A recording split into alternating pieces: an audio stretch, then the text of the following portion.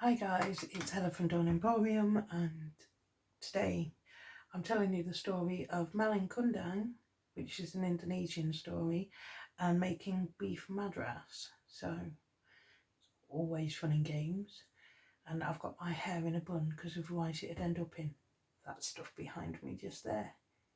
Always fun, extra flavour.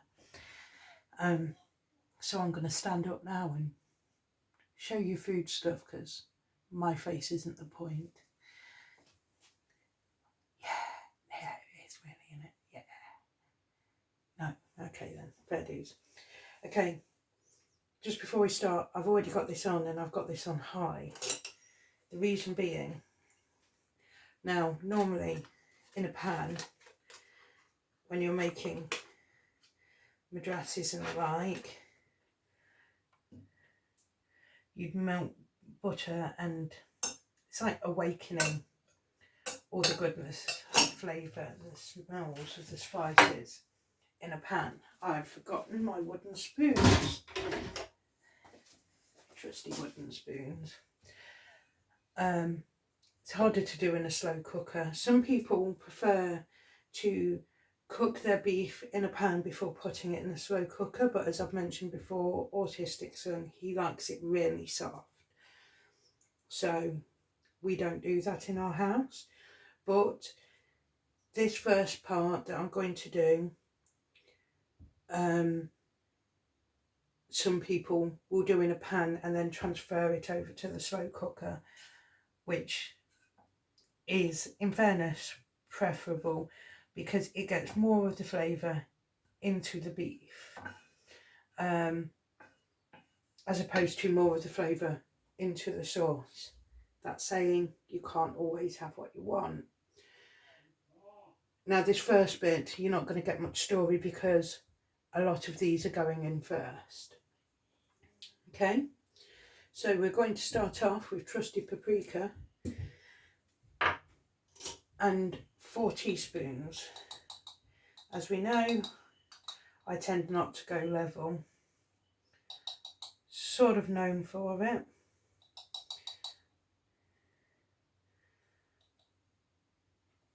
Into my melting butter. I might put some more butter in because I don't want it to catch. That's why I cut off more butter than what I put in, because you don't want it to catch while you're doing the rest, because then you end up with it burnt, and that's the worst thing.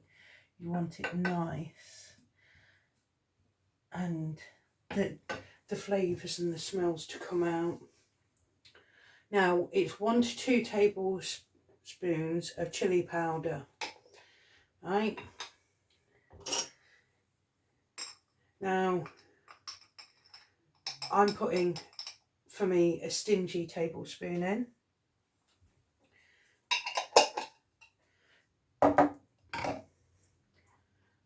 One tablespoon of garam masala. I'm actually using Madras as opposed to garam masala. The reason being, like with the chili powder, well, actually, the chili powder is because we're white. I actually like it nice and hot. My husband doesn't mind it nice and hot, but my son, he's very white. He's very ginger. I think that's what it is. It's just too much white in his system, so he can't deal with too much spice. Another tablespoon this time for ginger. You can use fresh ginger if you like, although the recipe I have asks for dry. Right.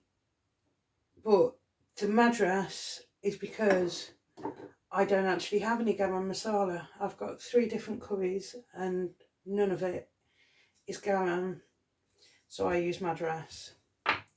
But we are making beef Madras, so I'm just upping my Madras with extra Madras, bearing in mind I'm literally making Madras seasoning here. Now cumin, 2 teaspoons. I love my cumin, so they are quite big. The smell that I'm getting at the moment is actually really overpowering in a good way. I'm not going to lie. 1 teaspoon of turmeric. My favourite, again, watch out that you don't get it on your skin unless you really do like the minions. If you do like the minions, bathe in it. No, seriously don't. You'll probably end up having an allergic reaction. I am just joking when I say stuff like that. And then half a teaspoon of cinnamon. Remember not to sneeze when you've got your cinnamon out, because it is just so fine. See that? I've done that on purpose, just so you can see just how fine ground cinnamon is. Oh, and that just smells so good. Right, I'm mixing that around in my melted butter. Now then, if you find ghee in a shop, right, and you like curries, get ghee, right, but make sure you're going to use it, otherwise it's just a waste of money. If not, melted butter, it's basically the same thing to most people. Most people are not going to notice the difference between butter and ghee. Right, this is the beef. You're supposed to have 2.5 pounds of beef cubed. Now, this is not frozen beef, so I know I've been using a lot of frozen beef recently. This is from the butchers, so it got defrosted, woohoo! But they cut it really quite big, really quite hearty chunks.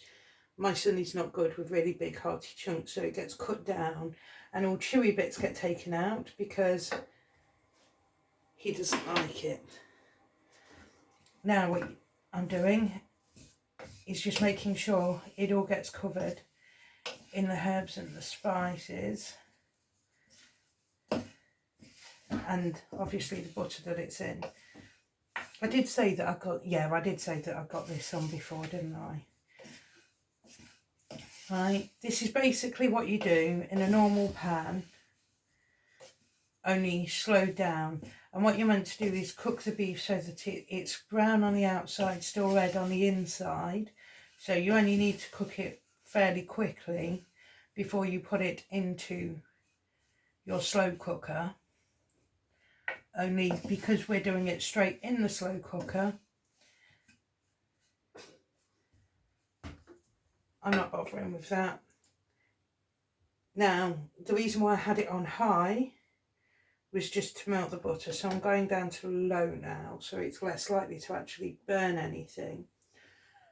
Because you don't want that, like I say, burnt spice is not the greatest thing in the world. While I carry on all the prep to go in there, and it will get stirred, you'll see me obsessively stirring. What some people do is they will make up this spice mix, all these here, in advance, and then keep the beef in the spices overnight in the fridge so they really get into the meat, then cook it whenever they want to use it, whether they're making it quickly on the stove or slow cooking it, and then use it. That is also a really good idea. It really lets the flavour get into the meat, especially if you're using the larger chunks. But like I say, we're using smaller chunks and it's getting slow cooked. It's got plenty of time. Right, now, as I get on to the boring stuff, the story of Malin Kundang.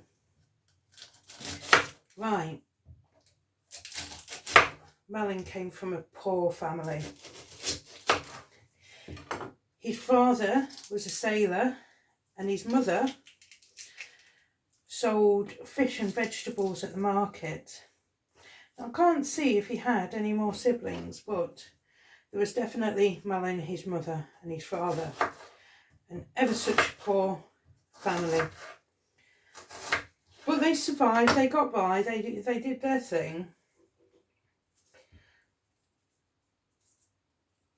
And there was no real trouble in their life until one day his father didn't come home. And being a sailor, this was to be expected, in fairness. Because That's the risk all sailors take every time they go out. So now his family were beyond poor, absolutely brassic. So Malin, only a young boy at this point, begged his mother to let him stow away on one of the big ships that came into the dock so that he could make money, make his fortune and help his family, which is why I think he actually had siblings. But I can't find in any of the stories I found for it, any word of siblings. So it could also mean his grandparents. So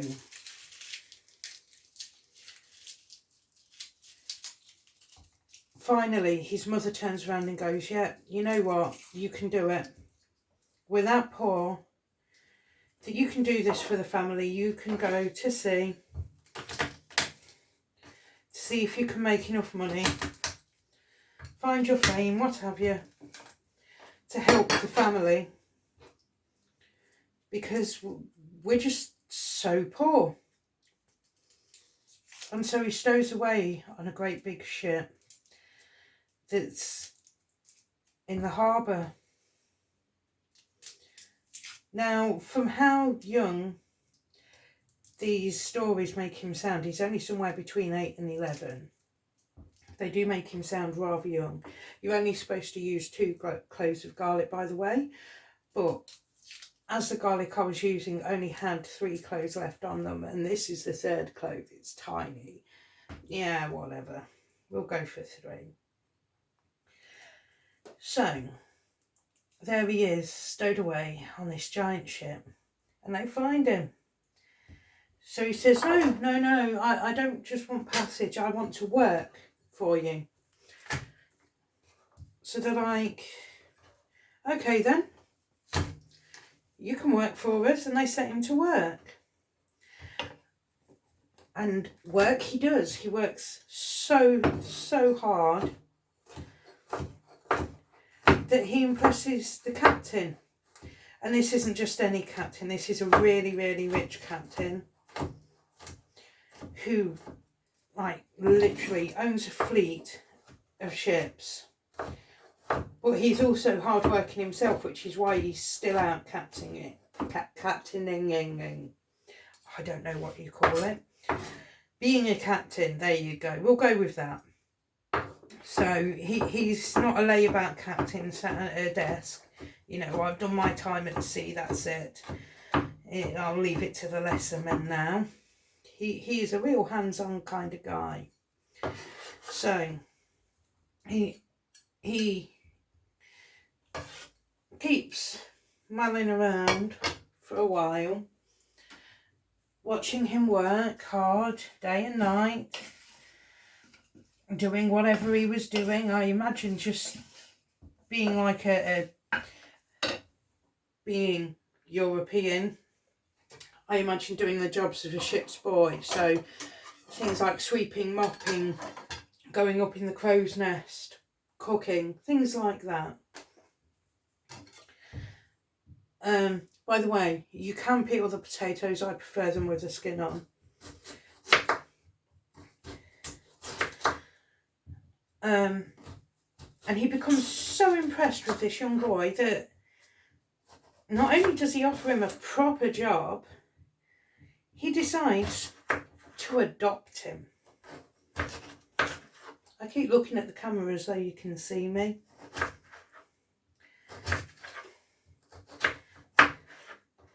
Now I put them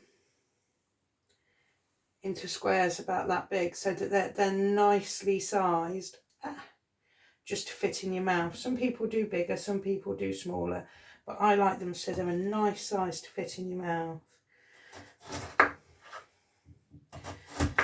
Nothing that you can choke on. So yeah, so Malin gets adopted by the ship's captain, and everyone just loves him. Everyone loves Malin. Hard-working, industrious. He works his way from the bottom all the way up to the top, becomes a captain in his own right. The men that work with him absolutely love him as well.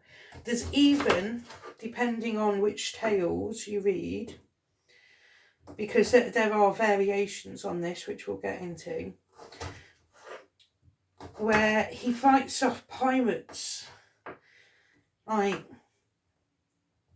there he is, captaining his ship, and along comes some pirates from another land, and he's just fighting them off. Now, you've got to think, depending on which story you've heard, we're talking about Indonesia, Malaysia, Brunei type area. So there's a lot of water peoples there. And although these days they're pretty peaceful people, I love water football. Have you ever seen that? One people are so in love with football or soccer that they've actually built a floating football pitch. How cool is that? It's just awesome to me. Most kids these days can't even play football unless they've got a PE teacher, and there they are building floating pitches. So I'd be rubbish at it. I can't swim, but you know. So yeah, dealing with, helping in every way he could, fending his ships off from pirates, or fending pirates off. I don't know which way around to put that, I'm not gonna lie. Brain just doesn't want to work. And he earns the hand in marriage of a beautiful, beautiful woman. Isn't that always the way? Real rags to riches story. And he's just really balling, frankly. And when his adopted father, the captain, decides to retire, he lets Malin Kundang take over the business for him, because he knows he'll be just like him. He'll be there, being an active captain, looking after the men on the ships, going out, making trade deals face to face, being an active part of every angle and piece and part of the community. I've just lost some potato back there, oops. And that is what he does. How awesome. Couldn't have adopted a better stowaway, frankly. Do you know what? I'm going to take you out of there and put you in there. Sorry, I think I've got enough potato in there now, but there is an extra potato there, just in case I change my mind. So, Malin's really got it made. And then one day he goes back to the island where he came from for business. Now, there are variations on this story. Again. And either way, I've got too much starch on my hands. It depends which variation as to how this went. But basically, well, I'll go through the variations. One of them, Malin's mother is there at the market, and Malin is walking through, and his mother spots him and goes, "Malin, my son," or something along those words. And he doesn't recognise her. He's like, "I don't know who you're on about, love," and just carries on walking. And that's when she curses him. Another one is he's walking around doing his thing, and basically one of his staff turn around and goes, "There's a woman outside who says that she's your mother." And he just turns around and says, "No, my mother's not here. I don't know what you're on about. My mother's back home. You know my mum." and she gets turned away at the door. And so she curses him as his ship departs, in that version. Another version is that they meet, he does recognise her, but he denounces her. And so she curses him. So there are several different versions. He either doesn't recognise her at all. You'd think you'd recognise your own mother. He refuses to see her because, or he denounces her because she'd make him look bad. Basically, ego, pride, shame, all of the above. But no matter which story you go by, his mother gets a little bit upset, wouldn't you? And either as he walks away from her in the marketplace, or as his ship is departing the harbour, depending on the story, she curses under her breath. Hang on, let me find it. That if he ever did return back to his home, all she'd see was a lump of stone. It's a bit of a harsh one, to tell you the truth, but I do understand the reasoning. Now, on this voyage to his adoptive home from his original home, there's a storm at sea, and the ship gets shipwrecked. I didn't say that right.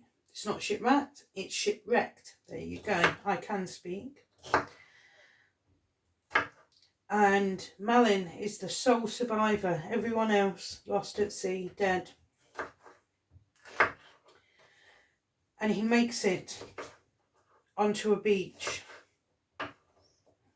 He's alive at this point. Thinks, well, I'm in with a fighting chance here.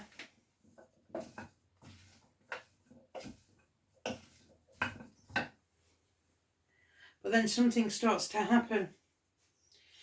He starts turning to stone. Hang on, I just need a drink. And he's like, why? Why am I turning to stone?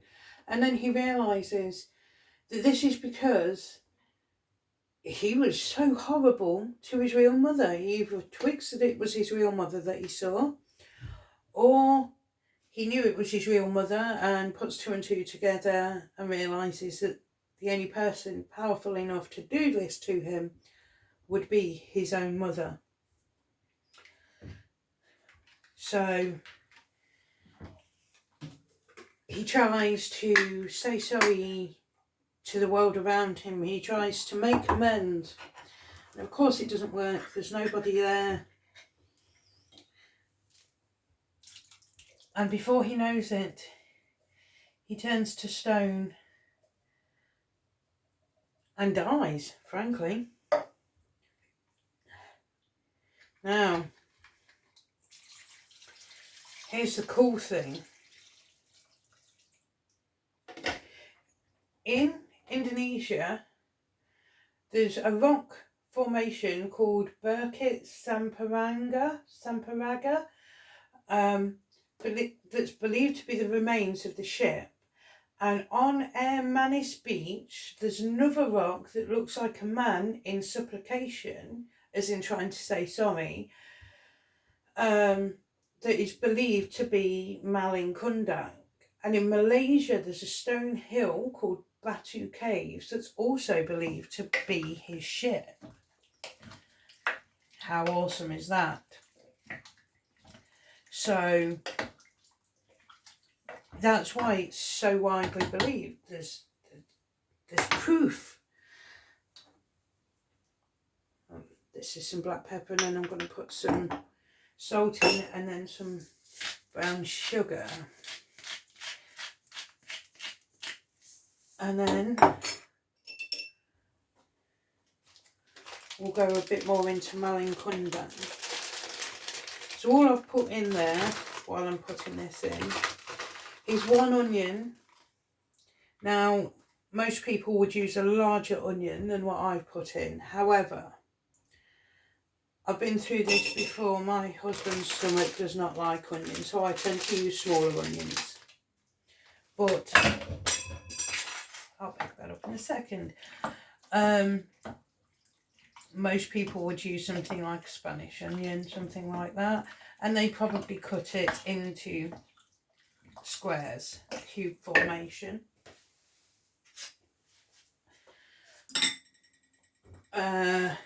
It's supposed to be 3 pounds of potatoes, but sometimes that can be a bit of an overwhelming amount, not going to lie. So I put it in until it looks about right. It's meant to be 2 green peppers, but I only had a green and a red in. So it got a green and a red in. I'm going to move this up a sec. Hello again, folks.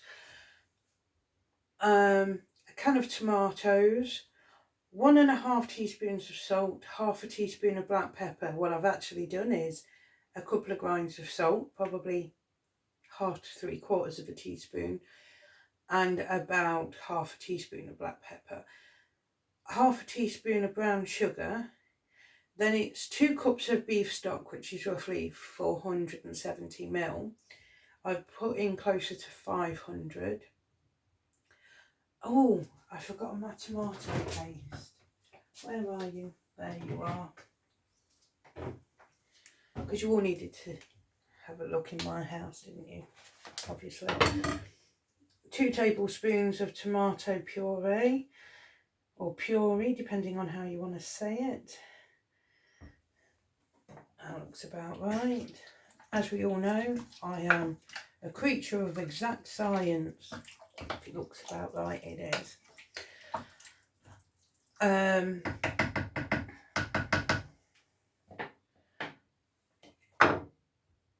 then when it's about to be served, you put in 120 ml, that's 1/2 cup of plain yoghurt, and 2 tablespoons of lemon juice. Now, if you wanted to make this vegan, you can do quite easily. You substitute your beef for, I was thinking of it earlier, that beef fake meat, in other words, or fake beef meat, whatever you want to call it. And the plain yoghurt I would substitute for coconut milk, or if there is a yoghurt substitute that can deal with heat, I'm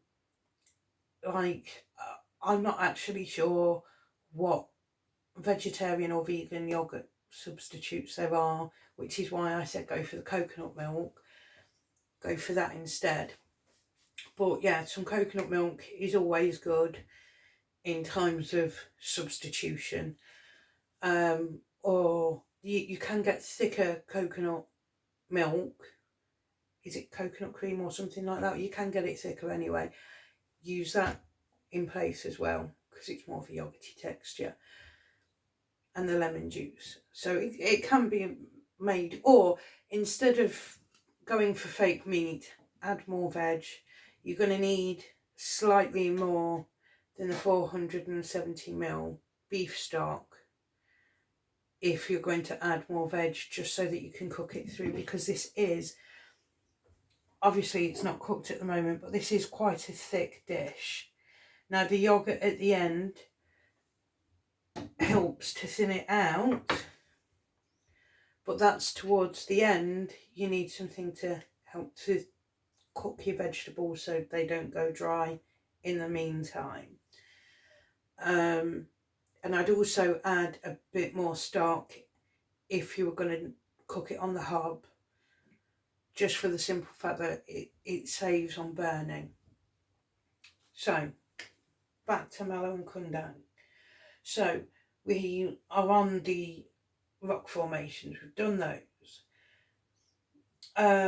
In Indonesia, he's known as Malin Kundang. In parts of Indonesia, he's also known as Sai Langkang, and Langkang means ungrateful, which is a very good name, because he was kind of ungrateful. He sort of forgot where he was from, his own mother, the entire works, just because he got a bit of money and fame and fortune and a beautiful wife. I mean, he was supposed to be making money for his family as it was, and he sort of forgot about all of that. That's not very nice. Surely he'd be sending money home or something. I mean, I live in England. I've got friends over here from other parts of the world who regularly send money home. It's sort of normal to me. Why wasn't he making the effort? But times were different, weren't they? It wasn't quite so easy to do a money transfer back in the day. In Malaysia, he's known as Sai Tenggang, and in Brunei, is that even the name of the country still now? Because that's setting off an alarm bell. You know, like when someone calls Myanmar the wrong name. But anyway, he's known as Nakoda Manis, which basically I think means Mr. Manis, from how it was written when I read. And Sai is basically Mr. as well.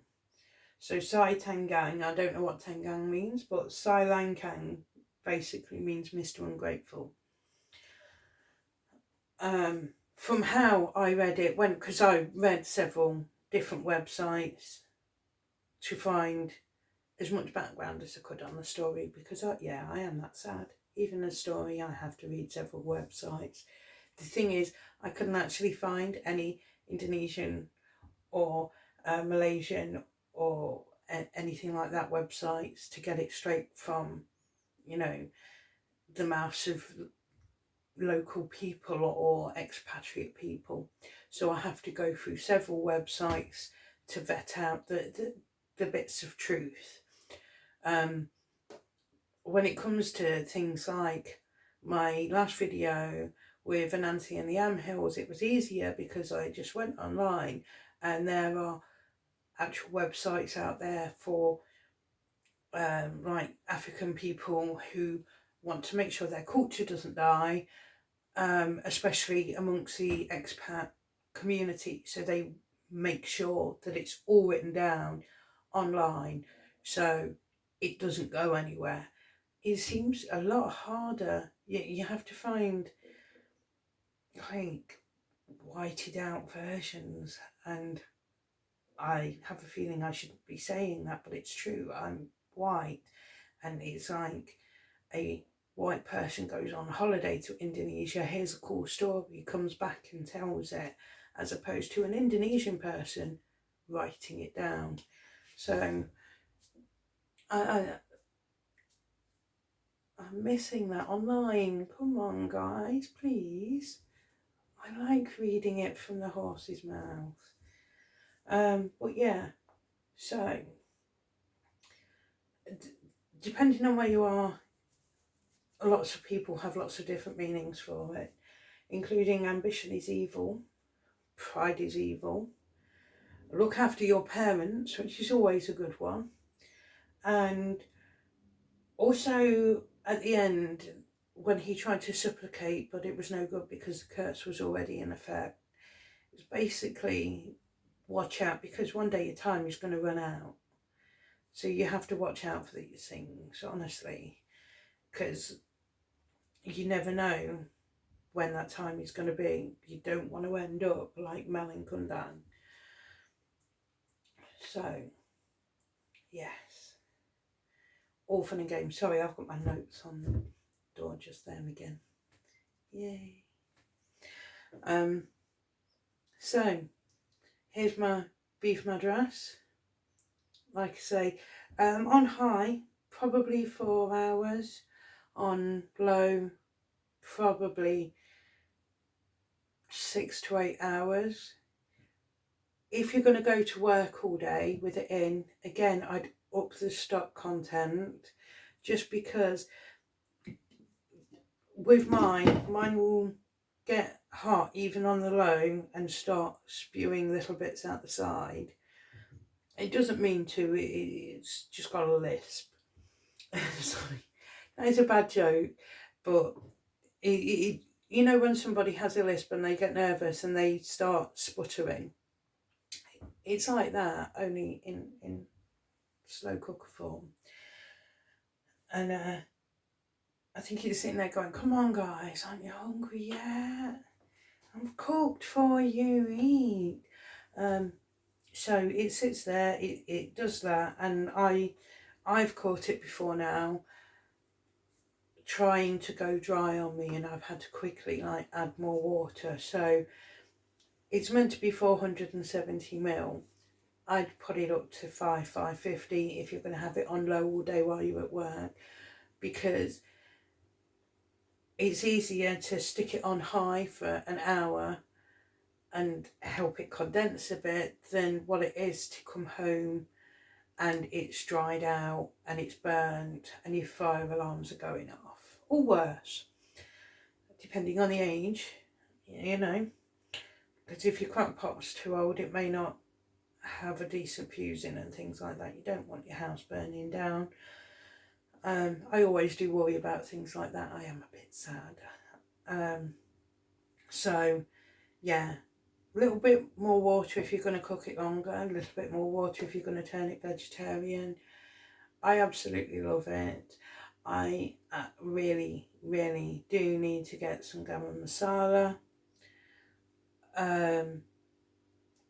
If you really like it with a good flavour, get the spices onto the beef, just dry, mix the spices together, get it onto the beef, cover it, stick it in the fridge overnight, then cook it. Okay, like I say, the spice bit you can do in a pan, or like I did, you put this onto hot or high for 10 odd minutes before, so that it will melt the butter, so that you can start to release the flavours of the spices before you put the beef in. It's not as good as doing it on the hob, but it tries its best. So it is a favourite dish. Madras is always good. So with beef in my family, it pretty much has to go in the slow cooker though, unless it's minced beef, in which case that's okay, but actual beef is slow cooker. Unless my son's not eating it, he does have a few vegetarian meals every now and then. If I make steak, he'll have veggie. So anyway, I'll stop talking now. Look after your parents, otherwise you may end up turning to stone by accident. And know your power. Have fun. Bye.